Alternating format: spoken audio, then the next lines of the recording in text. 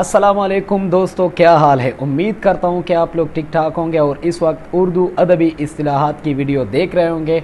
और जनाब आज बाकायदगी से जो है ना फर्स्ट ईयर कोर्स के जो है ना शुरुआत करते हैं, आगाज़ करते हैं कि फ़र्स्ट ईयर में जितने भी असबाक है, खा वो मज़ामीन है, नावल है, अफसाने हैं, उसकी ग्रामेटिकली हम जो है ना एक्सप्लेनेशन किस तरह करेंगे, खुलासा कैसे बयान करेंगे और उससे रिलेटेड जितने भी मुश्किल अल्फाज होंगे उसके मानी हम समझेंगे। और इसके साथ साथ जो मश्क का हिस्सा है उसमें से जो ग्रामर है वो हम जो है ना तफसील से पढ़ेंगे। आप इस काबिल होंगे कि अपनी उर्दू ज़बान को किस तरह परखना है, किस तरह जांचना है, समझना है और फिर आगे आपका जो एग्ज़ाम है वो आप किस तरह दे पाएंगे। सो वक्त को ज़ाया नहीं करते हैं। आप लोग अगर फ़र्स्ट ईयर की उर्दू किताब लेंगे तो पहले नंबर पर जो मुसन्निफ़ हैं या जिसका मज़मून लिया गया है वो है सर सैयद अहमद ख़ान। अब सर सैयद अहमद ख़ान का अगर आप तनकीदी मुताला करेंगे, सर सैयद अहमद ख़ान दिल्ली में पैदा हुए। उनके वालिद सैयद मोहम्मद मुत्तकी जो कि दिल्ली के रहने वाले थे, बादशाह के दरबार में उनका बड़ा असर व रसूख होता था क्योंकि वो दरबारी थे उनके वालिद। फिर सर सैयद अहमद ख़ान भी जो है ना अंग्रेज़ों के साथ एडजस्ट होते रहे और परवान ही चढ़ा उसी ज़माने में। सर सैयद अहमद ख़ान एक मजहबी शख्सियत भी थे, उसके साथ साथ जो है ना अदीब भी थे, तारीख़दान भी थे, वो तहरीर लिखते थे, मुहर्रिर थे और साथ ही साथ मुकर्रिर भी थे। लेकिन क़याम पाकिस्तान के वक्त उन्होंने सियासी मैदान में भी अपना कदम रखा, अपने कदम जमाए और मुसलमानों की ज़बोहाली का मुशाहिदा करते हुए उन्होंने अलीगढ़ कॉलेज जैसे एक बड़ी तहरीक शुरू की और उसमें वो किसी हद तक बल्कि मुकम्मल तौर पर कामयाब भी हो गए। सर सैयद अहमद ख़ान बेसिकली जो है ना एक मजमून निगार है। उन्होंने मज़ामीन लिखे हैं मुसलमानों की ज़बोहाली और उनके रोशन ख़यालात को उजागर करने के लिए सर सैयद अहमद ख़ान ने बड़ी हद तक जो है ना कोशिश की और मुसलमानों के ज़बोहाली, मुसलमानों की परेशानियाँ, मुसलमानों का ज़वाल, उसे फिर से उरूज देने के लिए सर सैयद अहमद ख़ान ने अपनी तहरीरों से बहुत कुछ किया है। सो ये उनका पहला सबक है। उसके अगर आप तसानीफ़ देखना चाहते हैं तो आसारुस सनादीद ये उनकी एक तसनीफ़ है, असबाब बगावत हिंद, खुतबात अहमदिया, मकालात सर सैयद वगैरह ये उनके तसानीफ़ हैं। तारीख़ पैदाइश भी आप नोट करते रहिए साथ में, क्योंकि MCQs में जब आपका पेपर होता है फर्स्ट ईयर का तो उसमें से तारीख़ पैदाइश और वफ़ात जो है ना वो भी कभी कभार MCQs का हिस्सा बनाया जाता है। सो ये आपके लिए बहुत ज़रूरी है कि अगर आप तसानीफ़ और तारीख़ पैदाइश और वफ़ात इन दोनों को आप नोट करते हैं तो आपके लिए MCQs में प्रॉब्लम नहीं होगी। दूसरी बात है, जब आप इस मज़मून का मुशाहिदा करेंगे, मज़मून का उन्वान है अपनी मदद आप, यानी दुनिया में इंसान जो भी काम करता है वो अपनी मदद आप के तहत ही करता है।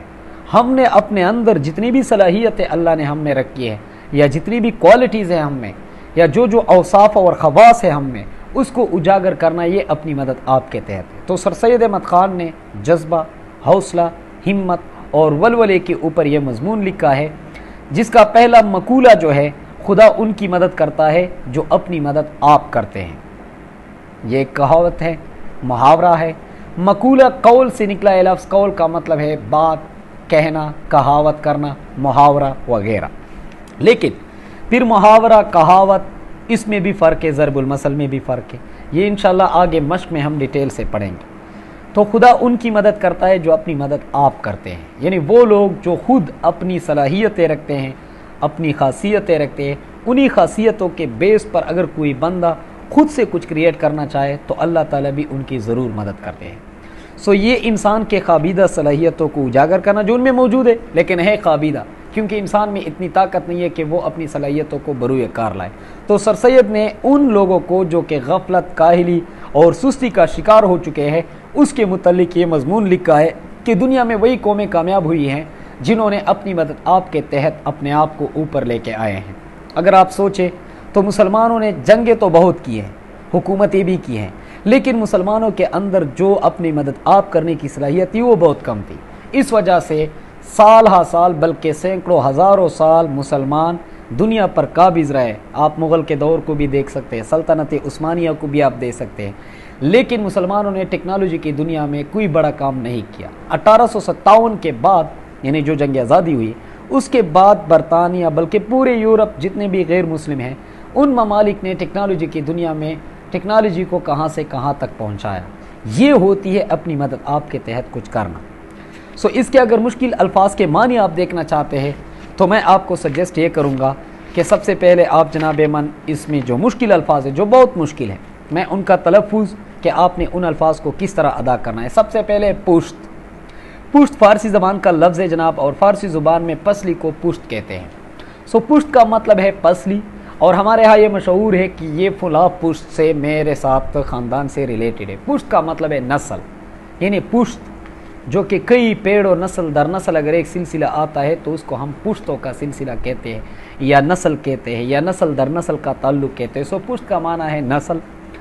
اس کے علاوہ ایک اور جو مشکل لفظ ہے اس میں وہ ہے پنسال. پنسال جناب اگر آپ ڈکشنری میں دیکھیں گے تو پے نون سین الف لام پنسال. پنسال آپ نے دیکھا ہوگا کہ ایک نہر ہوتی ہے, اس نہر کے ساتھ ایک چھوٹی سی ندی بنائی جاتی ہے جو ندی پانی سیراب کرنے کے لیے کیتو کی طرف اس کا رخ کیا جاتا ہے. تو جب اس چھوٹی سی ندی میں بڑے سے نہر سے پانی اس چھوٹی سی ندی میں گرتا ہے اور اپنا راستہ خود ہی بناتا ہے, اس چیز کو کہتے ہیں جناب من پنسال. یعنی پانی کا جو راستہ ہوتا ہے جو خود اپنے لیے راستہ تجویز کرتا ہے اس چیز کو جناب والا کہتے ہیں پنسال. آگے ایک لفظ ہے جو کہ روزمرہ میں بھی استعمال کیا جاتا ہے, نیست و نابود. یہ لفظ دو الفاظ کا مرکب ہے, یہ بھی فارسی ہے. نابود کا معنی ہے ختم ہونا, مٹ جانا, فنا ہو جانا. نیست کا مطلب ہے بالکل نام و نشان ہی نہ رہنا. تو نیست و نابود کا مطلب ہے بالکل ختم ہونا, بنیاد سے ہی کسی چیز کا جڑ سے پھینکنا, ختم کرنا, اس چیز کو نیست و نابود کہتے ہیں. ہاشا وکلہ ایک لفظ ہے جناب جس کا معنی ہے کہ اللہ نہ کرے, ہرگز نہیں, اور خدا ایسا نہ کرے. مارے سرے گنج. مار جو کہ تین الفاظ کا ایک مرکب ہے. مار فارسی میں سام کو کہتے ہیں. ہمارے ہاں کوبرا سام کے متعلق مشہور ہے کہ اس کے کلغی یعنی تاج جس کا سر ہوتا ہے, دڑ ہوتا ہے, اس کے علق میں جو ہے نا ایک چھوٹا سا موتی ہوتا ہے جس کے متعلق شمار یہ کیا جاتا ہے کہ اگر یہ موتی کسی کو مل جائے تو کوبرا سام کا وہ موتی اگر کسی کے ہاتھ لگ جائے تو پھر اس کو بہت زیادہ خزانہ ملتا ہے. تو مارے سرے گنج یعنی دولت کا خزانہ. تو اس وجہ سے مار کا لفظ جو ہے نا دولت کے خزانے سے مشتق قرار دیا گیا ہے. استقلال صبر کو کہتے ہیں, قناعت کو کہتے ہیں, استقامت پسندی کو کہتے ہیں. اور اس کے علاوہ ایک لفظ ہے جو کہ سنسکرت زبان سے لیا گیا ہے, پرک. پرک آبا و اجداد کو کہتے ہیں. انڈیا فلموں میں بھی یہ لفظ بہت زیادہ استعمال کیا جاتا ہے کہ پرکو. تو پرکو کا مطلب ہے آبا و اجداد. آبا و اجداد سے اگر ایک نسل چلتی آ رہی ہے اس میں سے ایک پیشہ اختیار کیا جاتا ہے تو کہتے ہیں کہ یہ ہمارے پرکو کا پیشہ ہے, یا یہ روایت, یہ رواج, یہ رسم ہمارے خاندان میں پرکو سے چلی آتی ہے. تو اس چیز کو جناب من پرک کہتے ہیں. یعنی اگر آپ کے آبا و اجداد سے کسی چیز کا سلسلہ چلتا آ رہا ہو یا کوئی روایت آ رہی ہو یا کوئی رسم آ رہی ہو, کوئی رواج آ رہا ہو تو اس کو چیز کو جناب من کہتے ہیں پرک. اب سر سید احمد خان کا یہ جو سبق ہے اس کو آپ پڑھیں گے تو اس کے شروع کے کچھ پیراگراف ہیں. یہ ایک نہایت عمدہ اور آزمودہ مقولہ ہے. مقولہ لفظ اگر آپ ڈکشنری میں دیکھیں گے تو یہ لفظ مقولہ نہیں ہے, مقولہ نہیں ہے, بلکہ ہے مقولہ. ایک کہاوت ہے, اس چھوٹے سے فکرے میں انسانوں کا اور قوموں کا اور نسلوں کا تجربہ جمع ہے. اگر آپ دیکھیں گے کہ انسان اپنی مدد آپ کے تحت کچھ کرتا ہے تو ظاہری بات ہے کہ نسل, قوم, بلکہ خطہ, پوری دنیا کے انسانوں میں یہ ایک مادہ پایا جاتا ہے کہ اگر انسان اپنی مدد آپ کے تحت کچھ کرتا ہے. ایک شخص میں اپنی مدد آپ کرنے کا جذبہ, جوش, اس کی سچی ترقی کی بنیاد ہے. بالکل صحیح بات ہے جناب. اگر آپ خود سے کچھ کرنا چاہیں گے تو یقیناً آپ ترقی کی راہ پر گامزن ہوں گے. آپ دیکھتے ہیں ایک بندہ ہوتا ہے, معمولی سا بندہ ہوتا ہے, لیکن محنت کرتا ہے اور محنت کے بلبوتے پر وہ اپنی صلاحیتوں کو بروئے کار لاتے ہوئے دنیا کے نقشے پر اپنا نام جماتا ہے.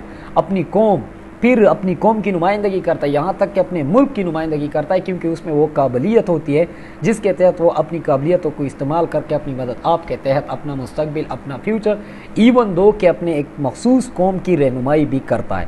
تو اس رہنمائی کے پیچھے جس بندے کی محنت کار فرما ہوتی ہے وہ ہے اپنی مدد آپ. تو اس کو آپ پڑھیں گے. اس میں سے اور بھی بہت سارے الفاظ ہیں جیسے کہ ہے خز اٹھانا. خز کا مطلب ہے بار, بوجھ اٹھانا.